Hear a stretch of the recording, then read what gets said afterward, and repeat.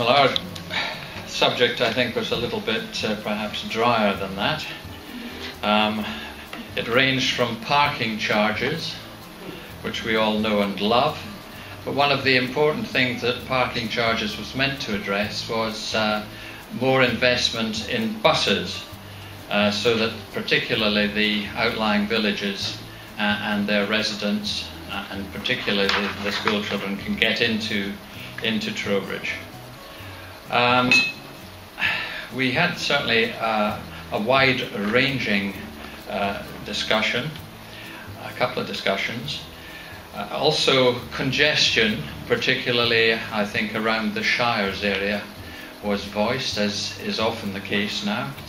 And solutions for that were considered, and maybe it's that in fact the pedestrians aren't allowed to cross just by turning the traffic. No, sorry, Steve, that wasn't quite what you said.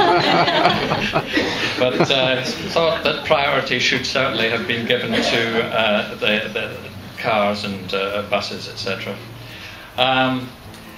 One of the more positive things, I think, was improving accessibility for walkers and cyclists, and in particular with regard to the signage of cycleways and publicity for them. And this was actually in sort of two sections. We had on our table Lucy from Sustrans, which obviously is a very successful organisation which has boosted the use of the cycle, and to a lesser extent walking. She said that in her opinion publicity was as important as anything, because not enough people know where the cycleways that they start on could finish, and in fact that there are gaps between existing cycleways which we need to address, and it's how to raise the money from that. What we need to do is to prioritise what we believe is right and then bid for the money from Wiltshire Council's small pot of money.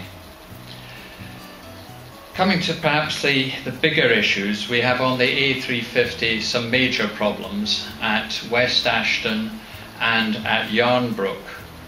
And Francis Morland, who has left now, I can now speak behind his back, was suggesting that we need to read the reports that have just come out, because he feels that the solution is not the solution that I think some of us feel there is, of the developments that are meant to take place down West Ashton Road, both by way of employment and more housing, and the developers' contributions that would go to road improvements that would arise from that.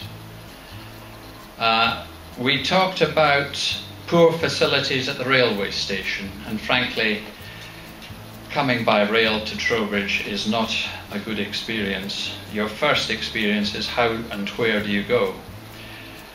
But one point I think was most important was, rather than perhaps concentrating efforts on an interchange between buses and trains at the station, perhaps the concentration, certainly in the short term, should be making it easier to access the town centre by walking, and that requires a lot more signage and, I'm afraid to say, Steve, ways of crossing the road and holding up the traffic.